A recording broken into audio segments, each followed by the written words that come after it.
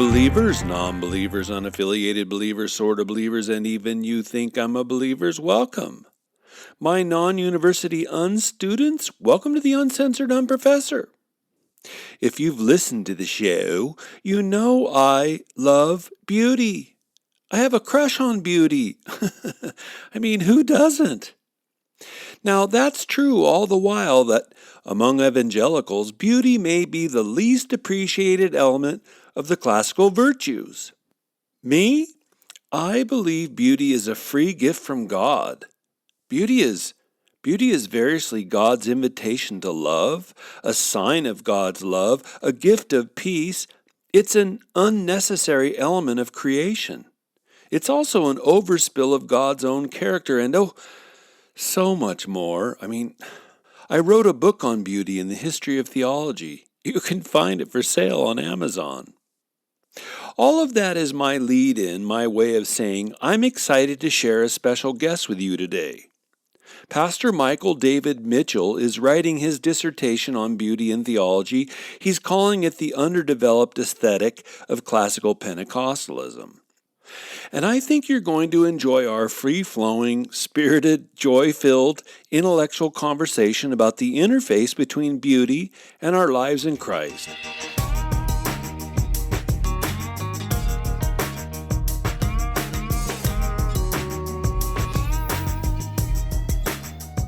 So I'm happy to have today with us on the Uncensored Unprofessor, Pastor Michael David Mitchell, and he is a pastor down in Southwest Texas, down in DeSoto, Texas, and you're at an Assemblies of God church, right?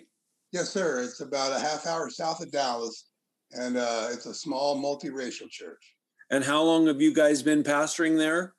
5 years I've been the senior pastor, and I was the associate pastor on a volunteer basis for 5 years before that. Okay, and have you lived in Texas your whole life? I was born and raised in Texas, but I have not lived there all my whole life. I traveled around as a musician for quite some time, about 1,000 years ago. And so, okay, well, that already tells us something about you, that you were a musician. Yeah, but it tells you that I have an extensive criminal record somewhere. But yeah. Yeah, there's a joke here in Idaho. If people live over on the eastern side of the state, it's because they hurt somebody. That's where they've been exiled. Great. So David and I first met at the university years ago when he popped in my office, and turns out we both like rock and roll, which may or may not be an anomaly for theologians today. Yes, I love rock and roll, and I cannot imagine anybody that doesn't. What kind of theologian would not like rock and roll? I mean, that's the question that I have here. Well, at bare minimum, they might not be a heretic, but at bare minimum, they'd be heterodox. Heterodox, yes. So, Michael, you've been through a couple years now, maybe longer, of battling with health issues. What's been going on with all that for you?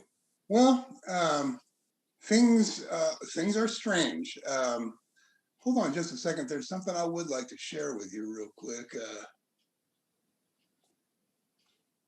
Yeah, there it is. That was back when I had a little weight on me. Nice. Wow, look at that picture. My shirt was pretty subtle. Yeah, it was very subtle. Yeah, very subtle. I am battling a stage 4 colon cancer.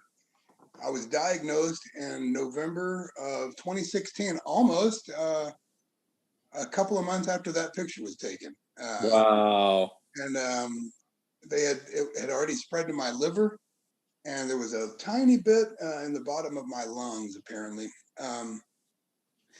Long story short, 4 years later, I'm on my 5th regimen of chemotherapy. I've had multiple surgeries. I've had half my liver cut out, and was teaching theology in school a couple of days after that. You cannot keep a working man down, Oh, God bless you. But we've made it through. The Lord has brought us through this entire adventure, a fiery furnace, And it has been not nearly as stressful as I guess it probably would be otherwise, because we just daily spend time in the Word, and hearing from Him. This was a tough year. Yeah. This year I got earlier in the year I got obstructive pneumonia. I've got to interrupt just to double check. You hit record button, right? Yes, I did. Okay, yeah. because I did not. That's what a clod I am. So just want to make sure we're getting all this. Yeah, well, hit it now. That way we'll still be double. Yeah, maybe we'll salvage some of it. Yeah. So I got obstructive pneumonia in May, or at least that's when I was finally diagnosed with it. And at the same time, I was going through radiation to try to rid myself of a big giant one that was sitting right here, centrally located. And, long story short, we almost died. This was man, very, very challenging situation. I lost 50 pounds in a month. Couldn't eat. We were really at the end. And the Lord intervened. I had a surgery very quickly, and they inflated the middle lobe of my right lung, and put a stent in there, and it turns out that the big giant tumor that had caused all this pneumonia to begin with had died and fallen over into what was left of my lower right lobe. And so what the surgeon did is he used the dead body of that tumor to stitch a stent that's holding my middle lobe up. And so the thing that was killing me is now helping keep me alive.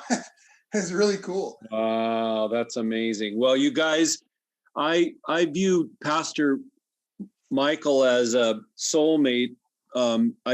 There's all kinds of different Christians, and they're super spiritual Christians. And when I qualify this, I don't mean in any way to pass judgment, but I view Pastor Michael as earthy and real, and he gets what life is about in Christ.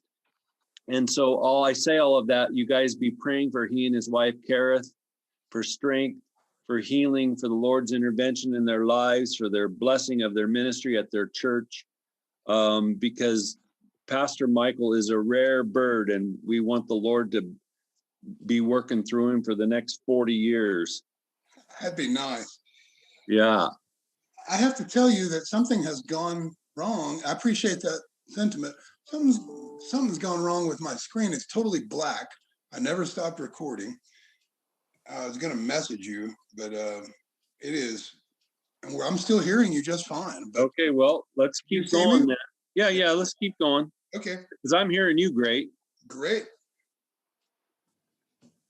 Well, so then, you are, and this is kind of where we've found a joint interest over the last, at least a year, maybe longer now, is the issue of aesthetics, but not just beauty or the study of form and beauty, or not even just beauty as something God created as part of his world, but you are particularly interested and are working on a PhD dissertation on aesthetics and Christian mission. Tell us what brought that about, and then kind of give us the broad strokes, and we'll unpack it some more. I've always been interested in beauty and art of all kinds. I've always had an artistic bent. My wife was an art teacher for 17 years, and so we love art, and it's just been a natural part of our lives for a good while. I was doing some PhD seminars, and I did one in which I read a Schleiermacher work, and then went to another seminar and just put some different stuff together. Studied the iconoclasm controversy in Eastern Orthodoxy, and I started looking through all these different movements systematically, and I put two and two together mentally and sort of thought, any movement that seems to have a strong Trinitarianism also seems to have a strong aesthetic. But movements that don't have a strong Trinitarianism are the ones that seem to be very upset about rock music, or, that TV show, or what have you. And I noticed that, and that became sort of the starting point of my dissertation. And it's narrowed a little bit since then. My argument now is that classical Pentecostals have an inadequate aesthetic because they have an inadequate Trinitarianism. And so that's where we're working right now. And we have a meeting here, I think, in a couple of weeks, where we'll find out whether or not my project is good enough to keep rolling. Yeah, well, your school's been sending me different messages. I read through your syllabus, your proposal, and we've scheduled a meeting in December to talk as a committee. So it's moving forward, which is exciting. That's pretty exciting. Yeah. And I think you're on to something interesting, and I don't want my listeners to get lost in the trees, but it's fascinating how worldview plays a role in this, because as I've argued on the show and will argue repeatedly, there are different kinds of Christian spiritualities. We all follow the same Lord and Savior, Jesus Christ, but there are different ways of perceiving reality. And there are some Christian traditions that focus on the Father, and most of Western Protestantism is a Jesus piety with a focus on Jesus. We Pentecostals take a special emphasis and focus on the Spirit, but all those unpack in different ways. And you're saying that if a church community, if a tradition is lacking in a Trinitarian awareness, that affects its view of beauty, of aesthetics. Why do you think that is? I think the most obvious reason is because God is beauty. No matter who we are. I'm a 52-year-old Scotch-Irish white guy from North Texas. But I've got a friend who's a 31-year-old black guy from Ghana and lives in South Dallas. And we were raised differently. We have different academic backgrounds. We have different worldviews. We had different parents and all of that. And yet both of us have carried inside of ourselves individually, all of our lives, the exact same belief in something called beauty. Everybody believes in beauty. And we may have a heck of a time defining it. Right. But everybody believes it. And no one can really account for that except the Christian theologian who says, well, that's because God is beauty. And right. He placed that in us. And I think that when we, I think that the Protestant Reformation was the beginning of trouble for us. I hate to say that as a Protestant, but when we stopped focusing on the God who saves and began to focus on salvation as a doctrine, that's good. That became a moment in which we went off on a tangent and missed the bigger, broader point of a God who saves, a God who does everything, creates, saves, sustains, and in so doing, we lost sight of the God who creates specifically. And that has harmed us. I don't say irreparably, but the fundamentalism modernism split of the early 20th century didn't help our cause at all. Right. And so the separatism that came from that and everything, we Pentecostals are kind of in a spot. And one of the things that I do argue that probably maybe the one thing that'll be somewhat controversial is that God creates not with any sort of utilitarian purpose in mind. Right. The Bible tells us that he creates for his pleasure. And now, so a beaver makes a dam, but he's not really creating in the Hebrew bara sense that you see in Genesis 1. He's making a dam in order to survive. That is the Hebrew asa from Genesis 2. God the craftsman as opposed to God the creator. And Genesis 1 shows us the artist God. And God creates for pleasure. That's the very definition of art. Yeah. Mankind is the only living being in the cosmos that we know of that creates for pleasure. And so artistry has to be something divine, or it has to be at least something doxological by its very nature. And for that reason, I argue that Kant's understanding, this is where we'll all get lost in the weeds, Kant's understanding of beauty is that it is non-utilitarian. It exists whether or not we recognize it, can define it, can grasp it, even know about it. It's there, objectively speaking. And it is therefore independent of us and our response. Right. It is purposive without having a purpose, is what I just read I'm in the middle of a book by a Catholic theologian at Marquette, and it's a very simple book, but he makes some really good arguments about the point you're making about utility. The whole Western church, and even here I'm going to risk lumping Catholics into this notion, tend to, as you said, we tend to go to God for the things he does for us. And it wasn't Zwingli, but it was another follower of Luther who said that to know Christ is to know his benefits. And that's good and true. We are grateful for salvation. We're grateful for the hope of eternal life. We're grateful for the indwelling of the Holy Spirit. But what we do in the stream of culture and history we find ourselves in, we reduce all of that to what does God do for me?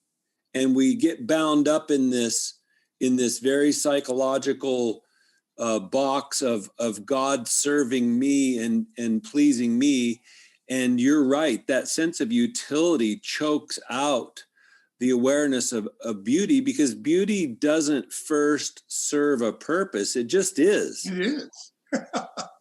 Yeah, one of the things I'm working on in the chapter I'm actually writing right now is that as Pentecostals, our forebears are pietists. And I know that pietists get a little bit of a bad name, but one of the things that they did contribute was a sort of individualism, a very pragmatic and individualist ethos about spirituality. And that has actually become the real culprit in the post-Reformation age. Yeah. Because what people say, well, how does Christianity work? Does believing in God work for you? Actually, that's not the purpose of accepting Christ or trusting God. Right. And so, it's been a problem, the pragmatism and the individualism. Right. I used to teach Sunday school. Well, I did for off and on for 20 years, but I would go into lessons, and sometimes the people in the class would say, but well, what does this matter for me? And I'd look at them and I think, well, but if it's true, it matters regardless of what it means immediately existentially for you. And they could not get around that. Yeah, but this is about me. What's it mean for me? Yeah, that's absolutely true, and that has implications for our ecclesiology as well. So say more on that point. Well, first of all, are you able to see me right now, or did I accidentally turn my camera off? I can't see you, but I'm hearing you great. Okay, I knew I did this. Hold on a second. That should work.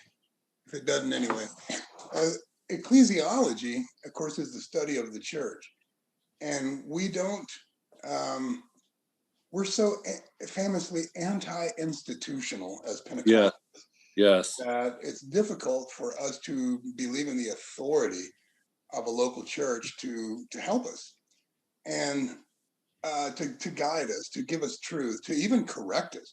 I just got finished preaching through Titus in church, the whole book. And when you preach through Titus, one of the things you have to see pretty obviously is that it is all about church life and church function and order from chaos. And you got to be able to correct doctrine, bad doctrine, and confront people who are divisive and stuff that we Pentecostals don't really like to do in church, Right. Yeah, I think that has hurt us. Yeah. No, it's a fascinating topic, and so specifically, where my interest has been on this, maybe I'm showing my own American pragmatic utilitarianism, is that we have a society that is now focused on visual and focused on image, and here we are in the middle of a massive cultural sea change, and the church is still talking, and I'm 1,000,000% in favor of words and talking in the gospel. So I don't want to sound like I'm off target there, but it seems to me that with beauty and aesthetics, we have an opportunity to re-present Christ and to represent the gospel. So I'm thinking about beauty missionally. Lord, Holy Spirit, how do we engage beauty? How do we engage form? How do we engage architecture? How do we engage physicality for the sake of who you are, and to bring you to people who might be closed off to words or might be closed off to a traditional Christian message? How do we bring you through beauty to share you with a world that desperately needs you? You know, you've asked a question that I get asked more often by my students when I'm teaching theology. Let me start over. I will conduct an experiment when I'm teaching a theology class, when we get to this portion. And in my experiment, I will ask the class, what kind of music do you listen to? Uh-huh. And because these are Bible college students, what are they going to say? Yeah. Worship music. They're afraid I'm going to go narc them out or something. If Right. Yeah. And so, Hillsong. yeah, they all say Christian music. Yeah. So then I say, well, what does that mean? Yeah. What is Christian music? And they'll begin giving me examples, and I'll say, well, you've given me some examples of a genre of something, but it's not necessarily Christian, and it's not necessarily music. Almost everything that you're talking to me about, students, is what we would call pop. All right, so you've got a basic standard progression, and you've got some, maybe the most shallow lyrics that you can get over the top of this. You need a catchy 3 to 5 minute single. There is a purpose to this, a utility to it. Well, isn't our music supposed to glorify God? My students say. And I'll say, if you can listen to John Coltrane's 1964 album, A Love Supreme, and not understand that that glorifies God, then you may not quite know who God is. Wow. Because if something is beautiful and excellent, it's automatically doxological. Yeah. It points to the only one who is beautiful and excellent.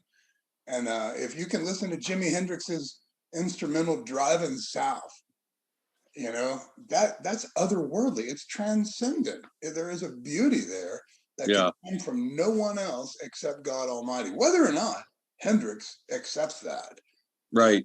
And so the idea that we must only embrace or affirm some beautiful form or some art form that has a specific missional practice misses the point a little bit. Just the existence of such a solo in the middle of the song points to God, whether or not the art is meant to. Well, I have no argument with the way you're framing that. I mean, again, it would take us back to our earlier agreement that beauty doesn't serve a purpose. It reflects the isness or the beauty of God. I do think it eventually has a purpose. We could get there. But I guess what I'm thinking is that the Renaissance reflected an entire Christianization of a continent. Now, there were lots of things going on in the Renaissance, not least of which was making money. But it really deep levels, the Renaissance was about the Christianizing of an entire continent.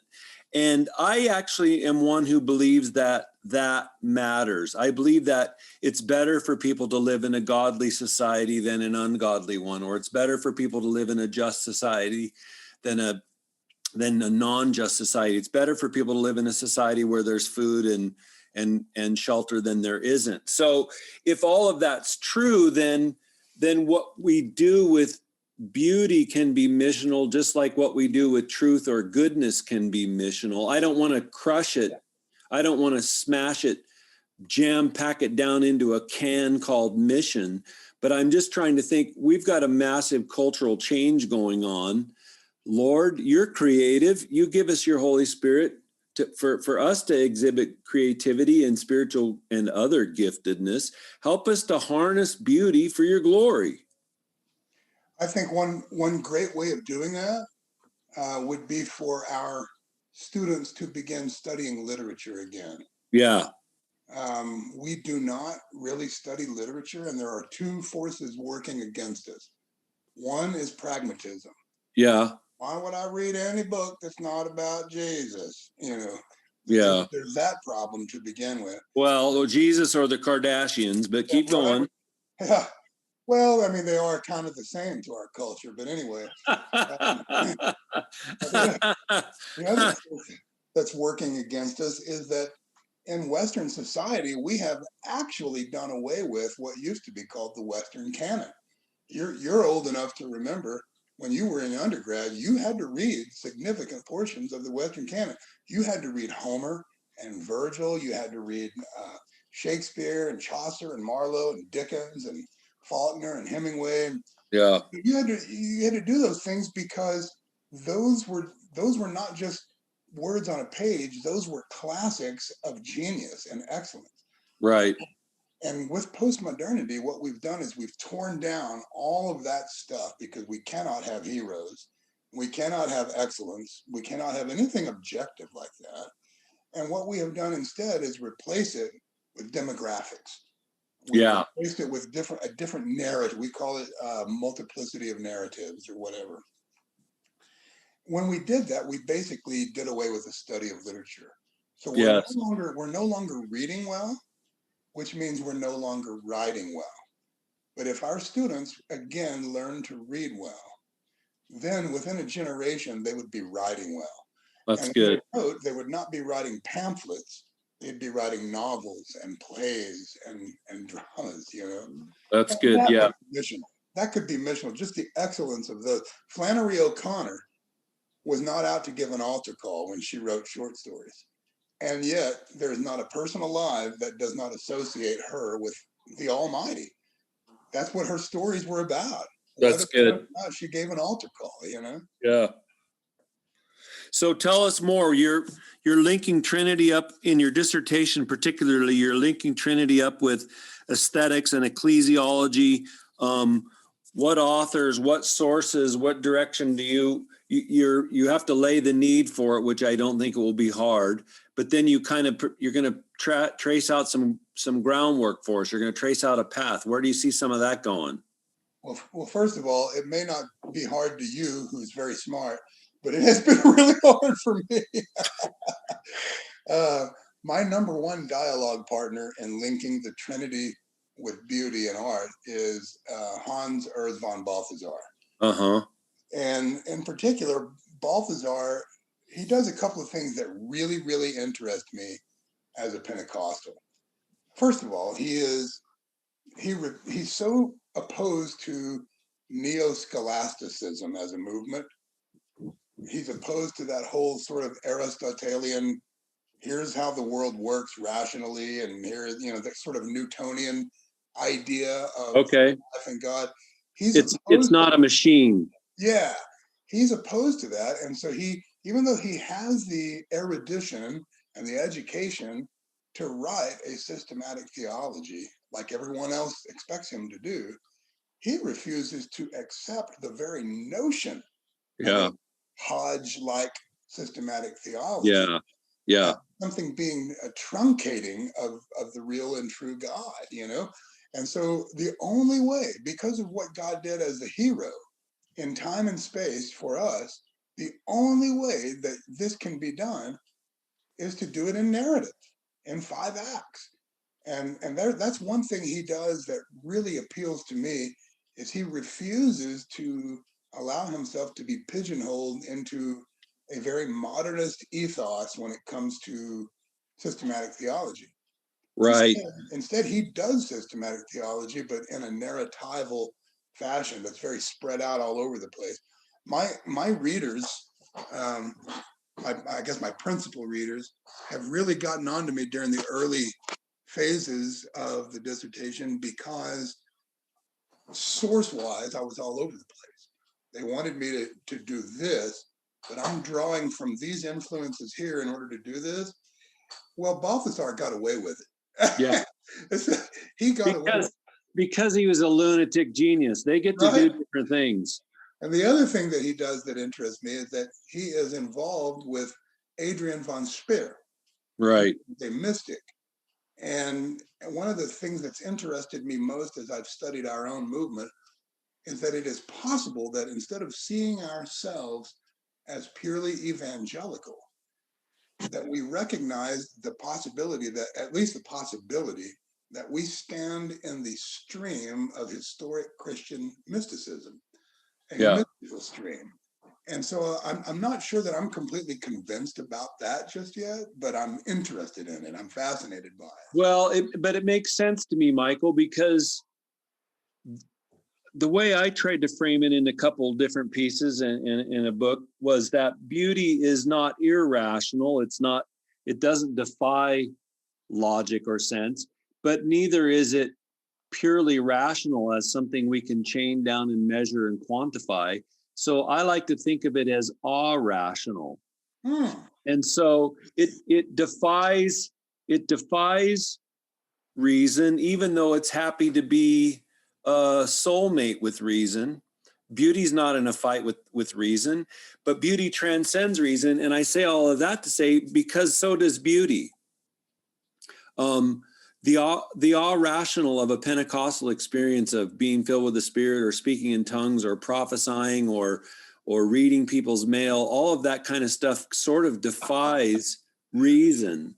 It goes beyond reason. It's finally, when it's all said and done, it makes sense, but how you get there doesn't make any sense. Beauty is the same way. So it makes sense to me all of that to say, it makes sense to me to hear you as a Pentecostal say, man, there's something going on here with beauty that is mysteriously wonderful. Yeah, and you know who else said that? Kant. Okay.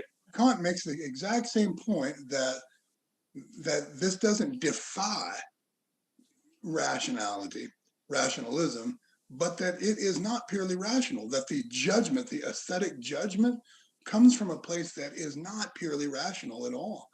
And so that fascinates me as well, you know. There's something go ahead. Well, there's something else Balthasar does that I think is the major tack that I'm taking. Balthasar is very interested in something that he calls the Canonic Trinity. Yeah. The idea of the self-giving. Each person in the Godhead gives of himself in this way. And because this is a sort of an almost Eastern way of looking at the Trinity, because of that, there is a real practical ramification that comes from that. If you examine the Trinity doctrine from that perspective, it becomes easier to teach it to a Sunday school group of lay people and say, okay, here is how you can apply the Trinity to your life today. Right. You can be self-giving. Yep. You can be the one who puts that other person ahead of yourself and listens, you know. Instead, what most of us in Pentecostalism do is we say there is no practical ramification and the Trinity's like an egg. Right. And it just makes my head spin around exorcist style, you know, because I Yeah. can't handle the heresy, you know. Yeah. Balthasar does that sort of canonic Trinity thing, and I'm really, really interested in that. And I glance off that. I just want our listeners to understand that kenosis is a term that Paul makes up in Philippians chapter 2 when he talks about Jesus lowered himself down to our level and below our level by dying for us. And then the Father raises him up so that there's this emptying. It's often translated in English, this giving, this humility, this act of self-donation that von Balthasar and, like you said, other ancient patristic Orthodox theologians say has to do with not just who Jesus did, what he did for our salvation, but that act of giving is something that characterizes the entire Trinity. Yes, and should characterize, because of that, everything else we do. Right. And in fact, if the Trinity is your starting place for all doctrine, you can't go wrong. Right. You can't go wrong. And so, that's right. Yeah, I would concur with that 100%. That's a point I'm going to make. I should write that down so I don't forget it.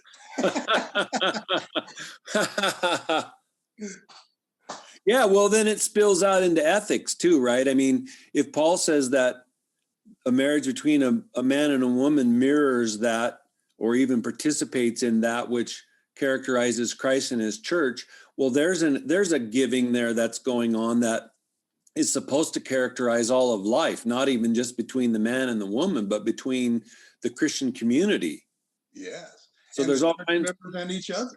Yeah. And the church members and each other, and how we honor one another, and how we honor those who have no honor, and how we look out for those who can't look out for themselves. It just goes on and on and on, but it all spills out of that understanding of Trinity. Yes.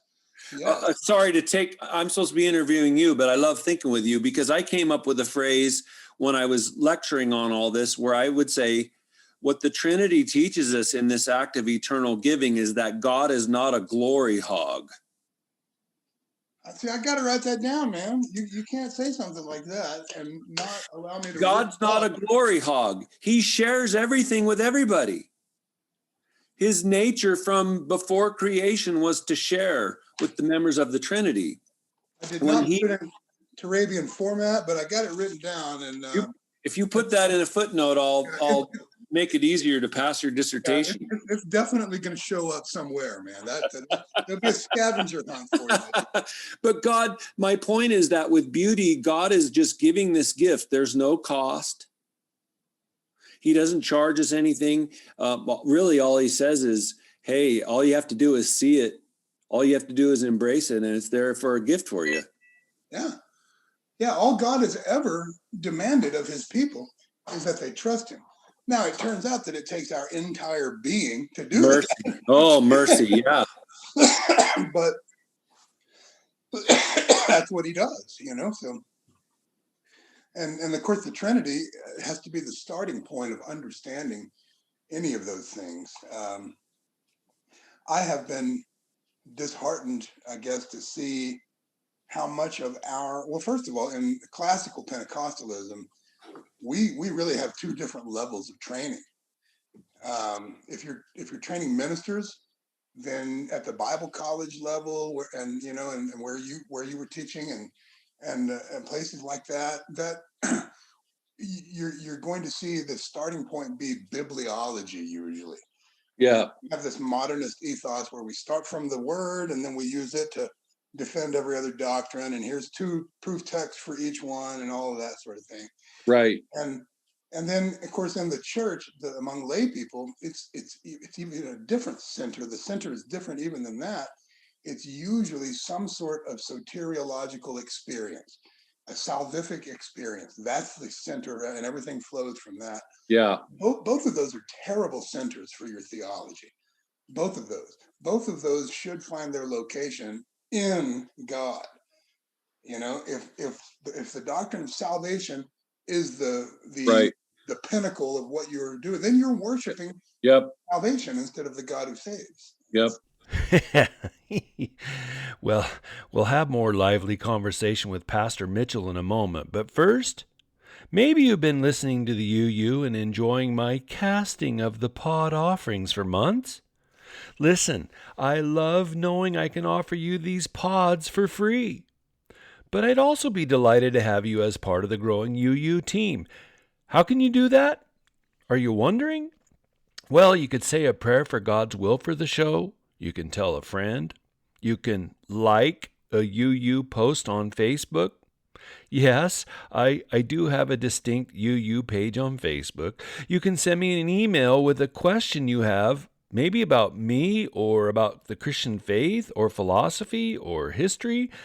I love to interact with listener questions. In all those ways would be helpful. And again, love to have you on the team. Thanks so much, you guys. You can't have a prior before God, right? I mean, to me, the genius of Genesis, in the beginning, God. And you can't go before that. If you go before that, you've already got an idol. Yeah. So like you said, again, and it's really well put for a Protestant evangelical audience, is that even if you put salvation first, you'll muck things up. Yeah, that's right. That's right. 100%. And of course, I'm trying to steer away from being too prescriptive in this project. It's a discussion. Okay. So but yeah, I've got hot sports opinions on what we ought to do with all this information that I have. That's good. And I think when we talked last time, because I can still hear you. Okay, I'm hearing you now. If I stop my video, I'm hearing you and seeing you. Okay, very good. Well, all I was saying is we tried this before, and when we talked previously, I was asking you, how does your own congregation How does my congregation what now? process when you touch upon these themes in different sermons at church? Well, they usually do okay. The one thing about our congregation is that we do not have any real academics in our congregation. Everyone we have, these are salt of the earth lay people with day jobs and families, and so if I go in there and sound like a theology professor in the pulpit, it's not gonna work. And that's one way that God has been sort of sharpening me. Being a theologian makes you a better pastor, and being a pastor makes you a better theologian. Yes. And Yes. he's sharpening me to pitch a tent with them and speak and listen to them and speak to them rather than talk down at them. And so because of that, I don't always touch on things like Balthazar and utilitarianism, but Yeah. I do talk about the Trinity just about every single time that I can. And you can find it there. I just preached through Ephesians, for example, and there is that wonderful passage where, and if I have my Bible, I'd open it real quick, but the wonderful passage where he basically speaks of Jesus as the one who is before, the one who is, and the one who is to come. That's a doxological thing that he does. That's the Trinity. Amazing. And to be able to teach them that and show them that the Trinity is not just a dry and dead thing that I had you memorize in catechism to be a member, but it's something that we really, here it is in the text right here. You can't tape it, that they really are very receptive to that. That's so cool. That's great. I believe that Protestants in general, Pentecostals in particular, we tend to view, and I didn't come up with this nomenclature, but we tend to view doctrine as a fence rather than a source. So we tend to view doctrine as a way to know who to keep out and who's in, and we never use doctrine to inform our lives, or in my experience in the church, it doesn't even inform preaching. Yeah. Instead, the Trinity is this, it is the summa cum laude, it is the pinnacle, because we're touching upon the depths of the mystery of God himself. So all that to say, like Paul in Ephesians, if you're talking about the nature of God and the being of God, you can't lose. No, not at all. And as a matter of fact, is there anything else to talk about? I mean, if you think about it, every other topic is contained there. Everything you could ever think about, desire, want, need, it's all right there. And so starting there, you'll never finish. You'll be dwelling on that mystery all of your life. Yeah. And we'll have eternity to do that. That's right. In his presence. It will always be deer season during eternity. Oh, that's good. So are you making good progress on it? You feel good about that? Yeah, up until about 2 or 3 weeks ago, it was a bit more of a drudgery for me because of their process. This is not like a European program where you just, you're turned loose to go do your research and you have a advisor that guides you here and away from there, whatever. At this institution, they hold your hand and sort of walk you through this whole process. And I'm talking about it sort of, pejoratively, but it actually was really helpful. Yeah. What they did was they kept me from writing a 700-page dissertation on these things and forced me to think about this here. I thought my dissertation was about this, but by doing what they said, it became about this. And so it took a while to kind of get to that point. And for that reason, a clock was never really ticking. But now that I've been told that, hey, okay, we kind of like what we see, And let's have a meeting and make this official. But at this point, we'd like for you to start writing some chapters. We'll turn you loose officially after this meeting we're getting ready to have. Well, from that moment on, a clock started ticking. Our handbook says that if I turn my first 2 chapters in by January the 1st, that I'm on track to graduate in August. I can finish this May, right? Or whatever. And so I've given myself a deadline of December 31st to write the first 2 chapters. Good. I'm almost finished with the first one right now. And so nice. The beauty chapter is next, and should finish it right about the time we have our meeting. And then you guys can tell me how I have to start all over and do something different. Yeah. Well, when I was in seminary, I would always get bored with classes on methodology, and I always found them so tedious. But when I started to write my dissertation, all of the bells and whistles started going off, because if you get your method right, then the rest of it all just flows out of that. If you screw your method up, you are so going to pay later on. It is. It's true. Yeah. And if they hadn't made me think about that, who knows where I'd be right now? Wash out. Be so discouraged. And so I do appreciate it for sure. Yeah, because you don't want to write 3 chapters and then them come back and say, man, this is you sort of went on a bunch of rabbit trails here. It doesn't really work. You can't have that. Yeah, there's something else too.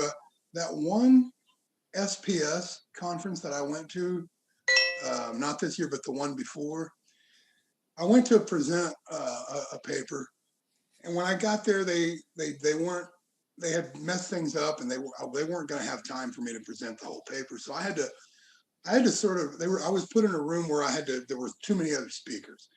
Oh. Yeah, I had to redo mine, where it was basically a PowerPoint presentation. I had to teach a class, essentially. And I'm experienced at that, so it didn't flip me out or anything. But I, in the process of going through that process and listening to all the other papers that were being presented, one of the things that I took away from that conference was, is this the state of scholarship in Pentecostalism? And I was really unnerved. I was really discomfited by the papers that I read, because I was hearing papers that I would not have been allowed to write in undergrad, right? Much less my master's degree. And these folks are presenting them like they're the second Craig Keener. Well, don't get me going, because sadly, yes, that is the state of the Pentecostal higher ed movement, but B, it is also sadly what passes for graduate work now. Oh, it was tough. I mean, it's embarrassing. Yeah. And I came back. I remember on the plane ride back, I was thinking about it. I was thinking, well, I don't want to be a snob. I don't want to be uncharitable, but that was some bad scholarship I just heard.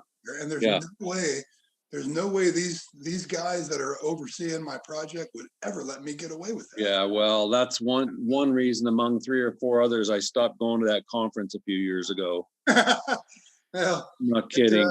I'm really thankful for people that will sharpen me and make a real scholar out of me, because I don't want to go and embarrass myself. No.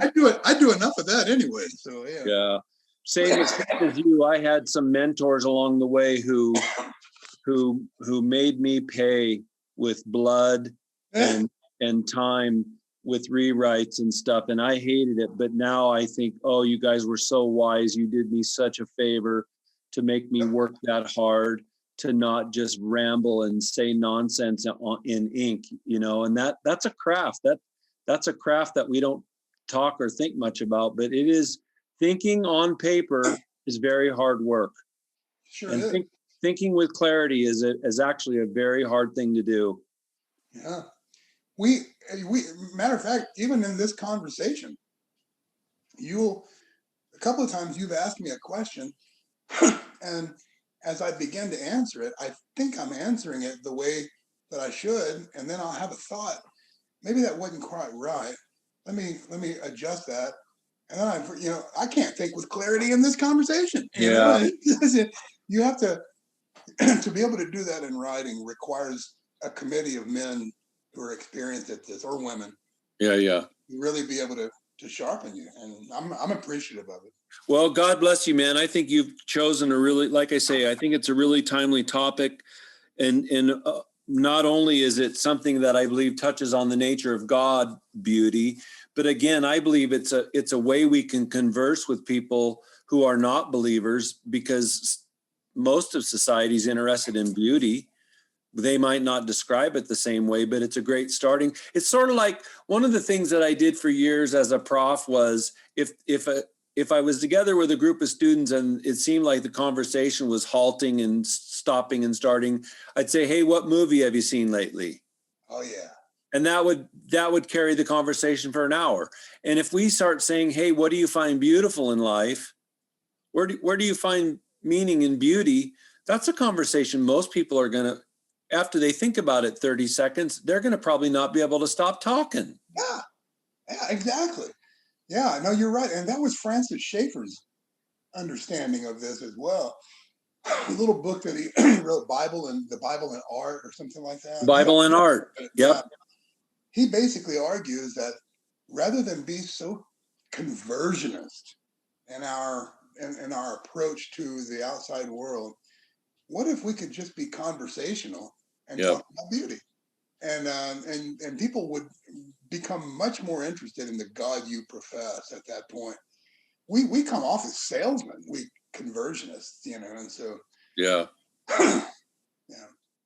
Well, this has been delightful. This is fascinating. I'm really excited for you. I think it can really carve you a niche for future scholarship and teaching and writing and being a professor. I hope so. I'm not teaching at the moment. I'm adjunct, and of course, a famous Latin word that means unemployed guy. Yeah, and when you're an adjunct and you are employed, you're still pretty much unemployed. That's just oh my gosh. I really do hope that the Lord, He brought me this far. I know He's got some kind of an opportunity for me to teach somewhere, and I hope it shows up real soon. Yeah. That's the trust part. That's back to that horrible 5-letter word trust again, right? Oh my gosh. Yeah, that's true. Wow. Well, God bless you. I've told you this before, but you're in my daily prayers, you and your wife and your family and your health. And it's just been a blast having you on here and having you think aloud with us about a topic that I believe just stems from the very character of God Himself, beauty. Man, it is my privilege. You're one of my favorite people. And according to my wife, you are her favorite person. Oh, no. So, it's really a big honor to be able to come on and talk with you a little bit. That's a blast. Well, God bless you guys. Thanks so much for agreeing to do this. Yeah, go ahead. Real quick. I knew as a Redskins man, you would appreciate that I have the autographs of Roger Staubach, Drew Pearson, and Harvey Martin on here. You're stabbing me in the soul. Yeah. I wanted you to see that because I thought it might be an icon. So here we had this wonderful conversation, and we have to end it by bringing in the profane Dallas Cowboys. I had a person at church give me 5 replica Super Bowl rings on Sunday. Okay, I saw your picture on Facebook, and I thought, are those for real? They can't be real.